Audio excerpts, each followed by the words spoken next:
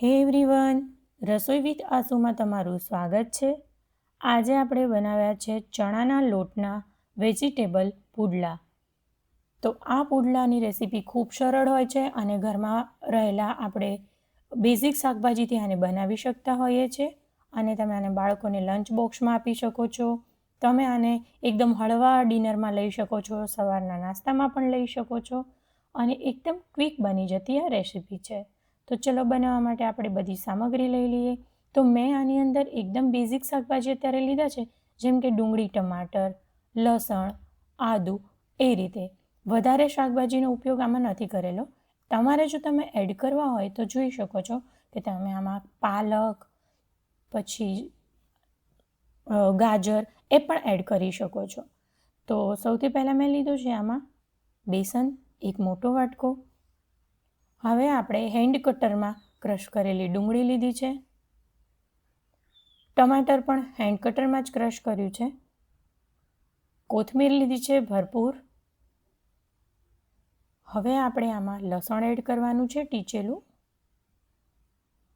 આદુને મેં અહીંયા છીણીને લીધું છે, લીલા મરચાં તમે આમાં એડ કરી શકો છો, અજમો લીધો છે, હળદર અને લાલ મરચું।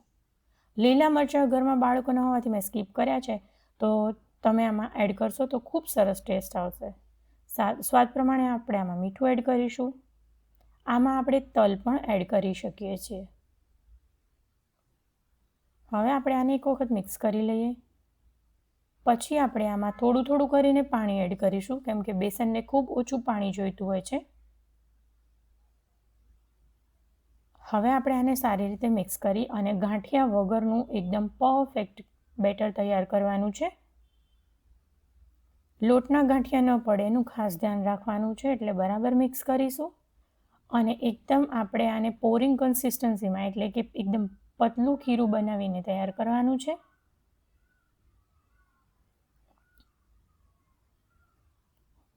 તો તમે જોઈ શકો છો કે ખીરું બનીને તૈયાર છે। હવે આપણે આને 5-10 મિનિટ સુધી સાઈડ રાખવાનું છે, પછી આપણે પુડલા બનાવવાની શરૂઆત કરવાની છે।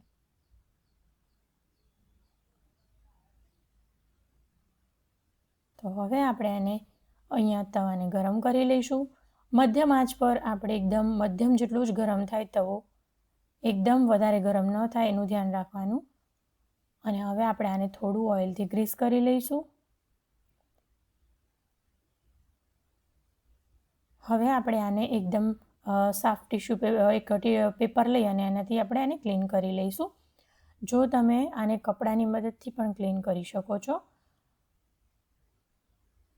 હવે આપણે 2 ચમચા ખીરું આની પર એડ કરીશું અને જેટલું આપણાથી થઈ શકે એટલું પતલું આને સ્પ્રેડ કરીશું।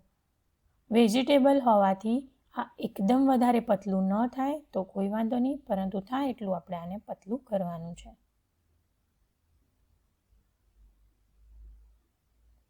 હવે આપણે આને મધ્યમ આંચ પર જ થવા દેવાનું છે અને બેસનનું ઉપરનું લિક્વિડ સુકાય, એકદમ પાણી સુકાય એટલે આપણે જુઓ આ રીતે સુકાઈ જાય ત્યારે આપણે આની ઉપર તેલ લગાવવાનું છે।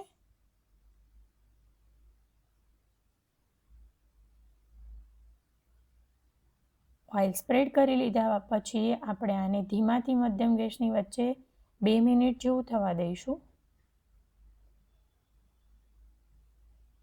2 મિનિટ પછી હવે આપણે આને પલટી લઈશું। તો તમે જોઈ શકો છો કે નીચેની સાઈડથી એકદમ પરફેક્ટ આપણો પુડલો બનીને તૈયાર થયો છે। હવે આપણે થોડું થોડું આ રીતે પ્રેસ હળવા હાથે કરવાનું છે અને 2 મિનિટ સુધી થવા દઈશું। 2 મિનિટ પછી આપણે આને ચેક કરીશું। તો હવે આપણે આને ચેક કરી લઈએ। તો આ બીજી સાઈડથી પણ પુડલો બરાબર શેકાઈને તૈયાર થઈ ગયો છે। હવે આપણે આને એક પ્લેટની અંદર કાઢી લઈશું।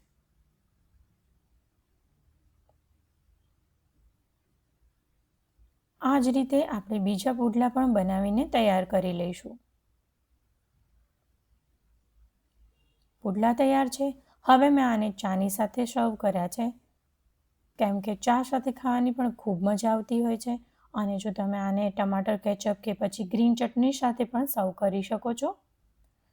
તો જુઓ એકદમ ફટાફટ બની જતી આ રેસીપી છે, તો તમે આને બનાવીને ટ્રાય કરજો. વિડીયો પસંદ આવે તો લાઈક કરજો, શેર કરજો અને ચેનલને સબસ્ક્રાઈબ કરવાનું ન ભૂલતા.